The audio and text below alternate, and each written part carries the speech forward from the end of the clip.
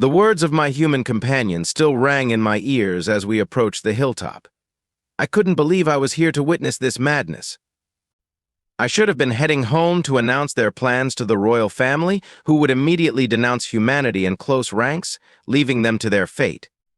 But why was I here, trudging through muddy terrain on a mountaintop, following the suicidal madman who thought of this crazy plan?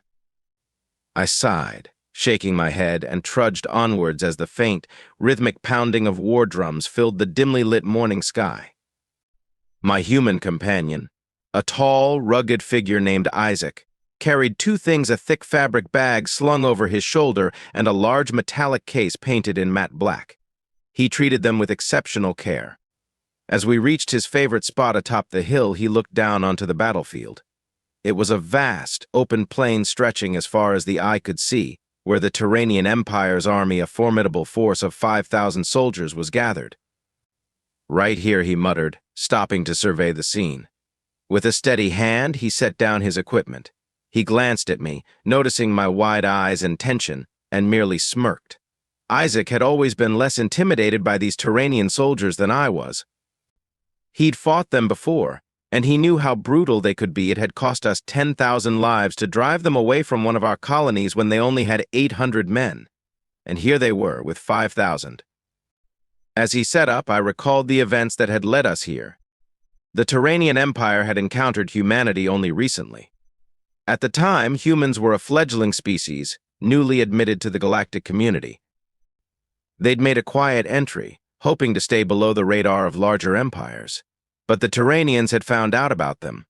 Galactic law was explicit: if a new species appeared, any larger empire could challenge them to a fair battle. If the newcomers won, they would gain sovereignty and join the Galactic Union. But if they lost, they would be assimilated into the empire, usually as slaves, soldiers, or laborers. Humans, however, were not amused by the galactic politics or its laws. They had rejected the Council's offer to join and announced they would defend their borders against any intrusions. The Turanians, naturally, took this as a provocation and challenged humanity. But the humans didn't just accept the terms, they escalated. They issued a challenge of their own, demanding a bout of Ran-Thar regicide. They challenged the Turanian Emperor himself, wagering everything on a single encounter. Isaac had been the one to deliver the message personally to the Emperor. The first hadn't understood it then, and honestly, I barely understood it now. Humans were small, weak, insignificant compared to the might of the Turanian Empire. Oh, who would issue a challenge like that? Only someone foolhardy or desperate. But the Emperor, reveling in his arrogance, accepted the challenge and arrived with an army to ensure his own safety. But the humans, they had other plans. Isaac worked quickly, setting up a small, camouflaged tent on the hilltop. He carefully leveled the base, using rocks to keep it steady, and checked the positioning with a device he called a spirit level. He even covered the tent with branches and leaves from the surrounding bushes, meticulously blending it with the landscape. "Why go through all this trouble?" I asked, perplexed. "Wouldn't you rather be comfortable?" "You don't know much about camouflage, do you?" he replied, his tone slightly mocking. "I need to be invisible until I take the shot. It's not about comfort." "Shot? What shot?" I almost laughed. "You'd need artillery to take him down. We've tried, believe me. Humans are insane."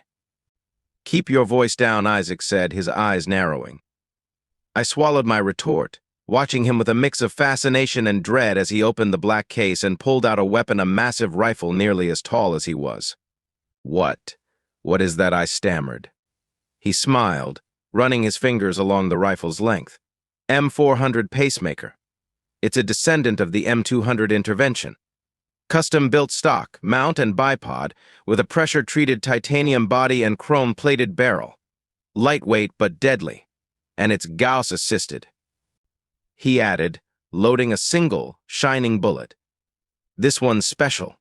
Anti-tank, shaped charge, Gauss round with a C4 base charge." I blinked, trying to process his words. "You only have 2 bullets." "Only need 1, he replied, grinning. "According to the rules, I just have to kill the Emperor. The rest will take care of itself." Isaac's demeanor shifted, his grin fading into a determined scowl. I should be home right now. Today's my daughter's 5th birthday. I was supposed to teach her how to swim. He clenched his jaw. These bastards made me miss it. I'll make them pay for every second of it. As I watched Isaac, I felt a strange mix of admiration and fear. The human spirit was something I'd never quite understood: fierce, unyielding, unpredictable. Isaac's anger wasn't for glory or power, it was deeply personal, driven by a sense of justice that transcended the galactic politics I was used to. Isaac dropped to the ground, lying flat as he peered through his scope. Wind south by southwest, 2.1 knots, he murmured, adjusting his aim. I followed his gaze through my own viewfinder, spotting the Emperor on his gilded throne, raising his arms to rally his troops. His voice boomed over the field, inspiring his soldiers with promises of conquest and glory. Isaac continued his calculations, muttering to himself. Target distance, 2.2 kilometers. Elevation, plus 84.1. He took a deep, steadying breath. Planet gravity, 0.83 GGs. Target height, 8.4 feet. The Emperor finished his speech, turning slightly to bask in the cheers of his troops. Isaac's fingers tightened on the trigger. There you are, he whispered, letting out a slow, controlled breath. The rifle fired with a crack that echoed through the valley, accompanied by a burst of electromagnetic discharge. The bullet cut through the air, leaving a faint spiral in its wake as it grew hot, glowing red as it neared its target. The Emperor's face twisted in surprise as the bullet struck him squarely in the mouth, knocking him back onto his throne. For a moment he sat still, his expression frozen in a grimace of shock. Then the shaped charge detonated, sending his head flying from his shoulders. The Emperor's head landed with a dull thud in front of the throne, his lifeless eyes staring out at his stunned troops. The valley fell silent, every Terranian soldier frozen in shock as the full weight of the moment sank in. And then the sonic boom of the shot washed over them, a haunting reminder of the power that had felled their Emperor. That was the moment the Terranian Empire died. Barely 10 human years later, humanity had deposed the Galactic Council, establishing their own federation, a federation that valued freedom, independence, and the iron resolve of a species that refused to be conquered. As Isaac stood and gathered his things, I looked at him in awe. You really did it. He glanced at me, his eyes cold yet somehow amused. We're humans, he said simply. When we fight for more than ourselves. And as we descended the hill, leaving the battlefield behind, I realized that the galaxy would never be the same. As we made our way back down the hillside, I felt the reality of what had just happened sink in. The human, Isaac, walked beside me with a steady, purposeful stride. He hadn't just killed an emperor, he had shattered an empire. And now, his people, a species once mocked as primitive by the galaxy's elite, would emerge as a force that could no longer be ignored.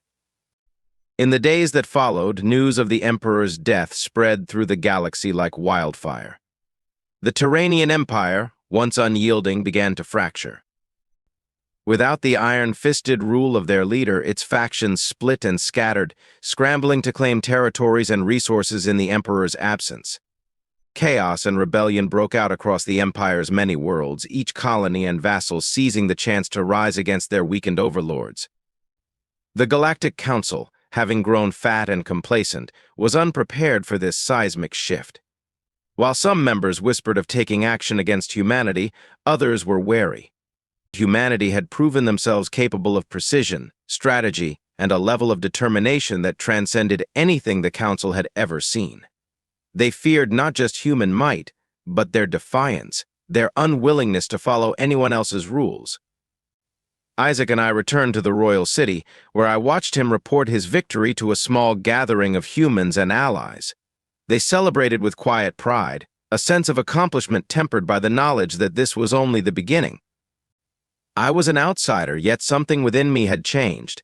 I could no longer see humans as mere upstarts or inferiors. I had witnessed their resolve firsthand, felt the intensity of Isaac's conviction, and now understood that humans would shape the galaxy in ways we could barely imagine.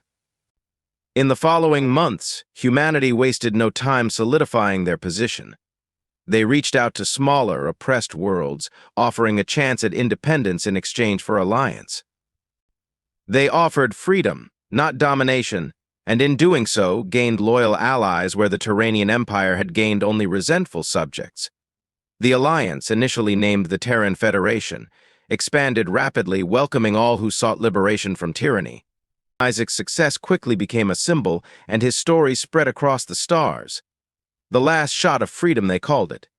Entire colonies celebrated Isaac's day, marking it as the moment a single bullet changed the fate of an empire. Humans became folk heroes in systems that had never even heard of Earth, and Isaac's name was whispered with reverence, sometimes as a warning, sometimes as a rallying cry. I kept close, observing humanity's rise from the inside. As an emissary from the royal family, I'd been dispatched to oversee human activities, but I knew my own allegiance was shifting.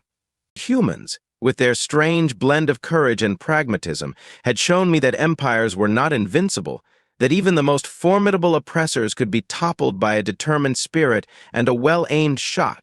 One day, as Isaac and I stood overlooking a newly liberated world from the bridge of a human vessel, he turned to me with a wry smile. "You're quiet," he noted, his voice as calm and assured as ever. "I am," thinking, I admitted, a faint smile crossing my own face. "Thinking about everything that has changed." Isaac chuckled, his gaze shifting back to the stars.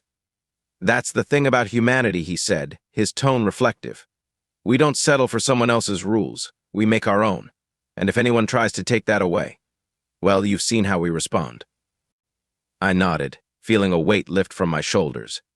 Perhaps it was time I embraced this new order, accepted humanity as more than just allies or subjects.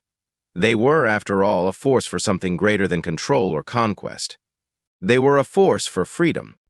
The Terran Federation grew in strength and unity, becoming a haven for all who valued independence, and as the former empires quaked in fear, humanity extended a hand to the downtrodden, the enslaved, the oppressed, offering them a place among the stars where they could stand as equals. Isaac had taken that first, impossible shot. But in doing so, he had inspired a revolution not just against the Terranian Empire, but against the very idea that one species could rule over another. His bullet had sparked a new age, one where even the weakest had a chance to claim their own destiny. And I, once an outsider, was now a part of this new world, standing alongside the humans as they forged a path of defiance and hope through the galaxy.